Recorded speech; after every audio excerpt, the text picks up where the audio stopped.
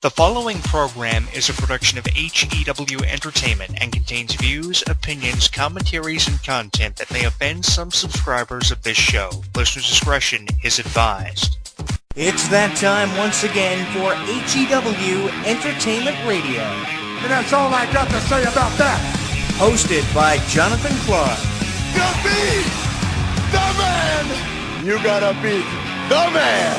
Whoa. Be sure to join us in the live chat room during the show. Hulkamania is running wild like it's never ran before. Call us on one of our request lines. If you live in the United States, call us at 1-641-985-7800, box number 3729288. If you're from Canada and would like to call us from 1-647-724-4194, box number 3729288. Long distance charges may apply in some areas. I've been the world heavyweight champion 10 times. Or you can always drop us a line at MySpace, myspace.com/HEW Entertainment. And you will rest in peace. Emailing us works for you too. Email us hewwrestling@hotmail.com. I am a wrestling god. JBL. JBL. And now, without any further ado, here is your host of HEW Entertainment Radio on the official website of HEW Entertainment, Jonathan Clarke. The champ is here.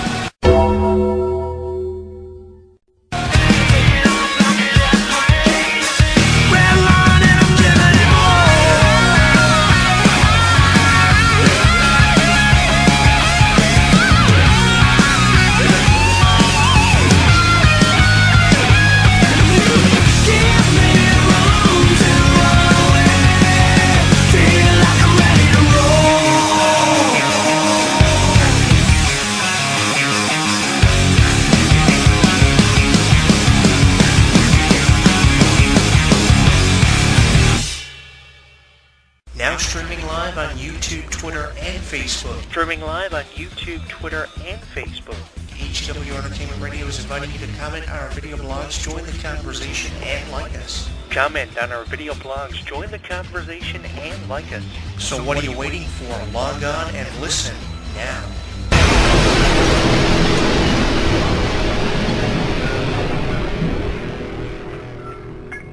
Don't miss out on any of the action. Download our app on the App Store, Google Play, and the official website of HEW Entertainment. Once you download and install it, you'll get caught up on news, YouTube videos, and more. Download it now.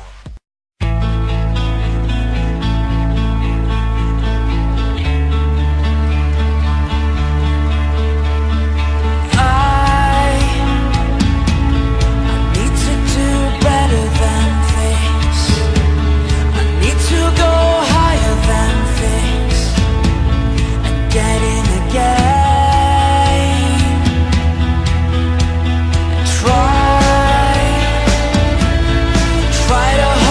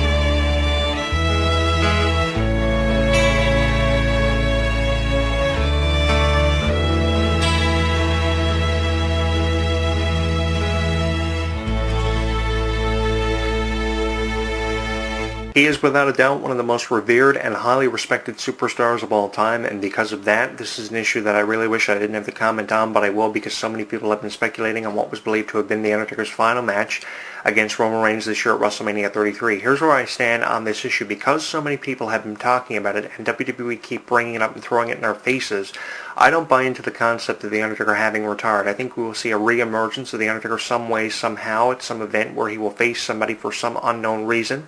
At this point in time, I just think it's because of the unknown status of The Undertaker's WWE contract and the speculation being posted on sites like Twitter and Instagram from superstars who have been giving their condolences about The Undertaker's contractual status and his career status with WWE. Because of the speculation, I think WWE are doing absolutely anything to make us buy in and believe the whole idea of The Undertaker having called it a career. It's believed when The Undertaker finally calls it a career, he will go down for being known as one of the most revered and highly respected superstars of all time. I understand that, but I don't believe we have seen the last of The Undertaker. If we do see the last of The Undertaker, it will be in one final match at WrestleMania, which could be at WrestleMania 34 when they go back to the venue where the streak was broken at the hands of Brock Lesnar at WrestleMania 30. At WrestleMania 34, one last match in the venue where the streak was broken for The Undertaker, and both his career and his streak will be broken by the time The Undertaker finally calls it a career and has one last ride, not taking anything away from The Undertaker or meaning him, showing him any disrespect for the legacy that he's had. I've had the chance to see The Undertaker perform many times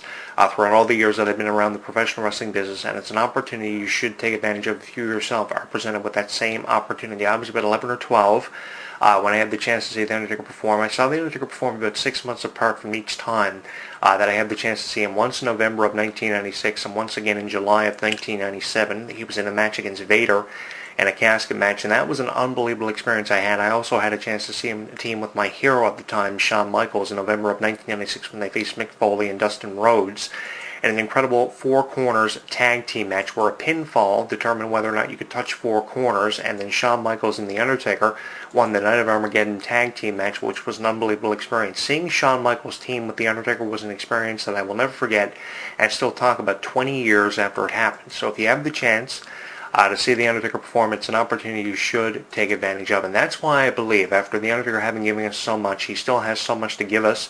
Many people may probably believe, The Undertaker's done because he's given us so much. What is there more for The Undertaker to do? But when you really think about it, sit back and put it into perspective, there's still just much of a chance for The Undertaker to create with people he's never created with before, like AJ Styles, Samoa Joe, even Sami Zayn could be included in that same category, Chris Jericho. There are so many people The Undertaker could create with now at the level of popularity these superstars are at now. It would be an opportunity that we would just be missing out on if The Undertaker called it a career. And I think the speculation on Twitter and Instagram, on all these social media networks, that superstars have been giving the way of The Undertaker, giving their condolences out to The Undertaker's unbelievable career, an unprecedented career which will stand the test of time. And this is why The Undertaker will go down in history for being known as one of the greatest of all time, after believing that The Undertaker should have his final match against Sting or Kane. And that would be the person that you would think The Undertaker would be having his final match against. But now with Reigns having defeated The Undertaker this year at WrestleMania, going back for one last match against Reigns, and Reigns being the guy for The Undertaker to be retired against, that would fit perfectly with the storyline that's going on right now with how much heat and hatred's being thrown the way of Roman Reigns. He's one of the most hated superstars of all time. He's certainly not one of the most revered. He's definitely one of the most hated if you were to describe Roman Reigns right now and the feeling fans have towards him, especially post-WrestleMania when Reigns came out and said, "This is my yard now," and fans were chanting, "Shut the fuck up." Who can blame fans were chanting that towards Reigns after how the match went? A lot of people thought that The Undertaker was just going to come in and steamroll through Reigns at WrestleMania in controversial fashion, but it didn't happen. Chokeslam, Tombstone, Undertaker victory, and The Undertaker's record at WrestleMania goes up with just one mere blemish on his record. Now he has two blemishes, one at the hands of Reigns, one at the hands of Brock Lesnar from WrestleMania 30, and 3 years after that, WrestleMania 33.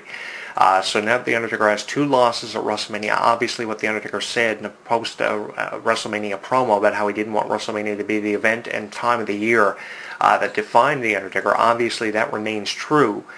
So whether or not we will see The Undertaker again is still up in the air. I think we will see The Undertaker again, and I think we're just merely drawing conclusion that necessarily doesn't need to be drawn at this point in time, because that's really what it is. It's just a conclusion that people are foreclosing this issue with The Undertaker. And I think that people just want a stamp of finality put on the career of The Undertaker because it's been talked about for years. This has been talked about. This is an issue, ladies and gentlemen, that's really stood the test of time. It's been talked about ever since at least 2009. People used to talk about this with me in interviews that I would do for sites like blogtalkradio.com, mixler.com, and still talk about with me to this day in interviews that I do online. This is the thing. People have believed for years The Undertaker should have retired and called it a career. Nobody knows when The Undertaker is going to retire. This is just speculation we are hearing. The only ones who know when The Undertaker is going to call it a career is The Undertaker himself and WWE executives. Those are the people who know when The Undertaker is going to call it a career. The speculation that we're hearing is just coming from the mind of a fan who just doesn't want to believe The Undertaker's retired. And I don't believe The Undertaker's retired. I'm with the fans who believe The Undertaker has not retired, and we will see The Undertaker perform again, whether it be against Roman Reigns, whether it be against Sting, whether it remains to be seen against Kane. Like a lot of people have believed for years, the final match of The Undertaker should be against Kane because of their history. I think we will see The Undertaker have one last hurrah in WWE, even if it is one last time. People have been bringing it up to me in the everyday conversation, is The Undertaker done? I simply respond, I don't know if he's done. I don't think he's done is what I say. And I think we will see one last match of The Undertaker. If we do see The Undertaker perform one last time, it will be against someone like Reigns, someone like John Cena, Sting, or Kane, because it has to happen that way. But again, you think back on how many people The Undertaker has created with, and you think about how many people The Undertaker has yet to create with the likes of AJ Styles, Samoa Joe, with how many people who signed on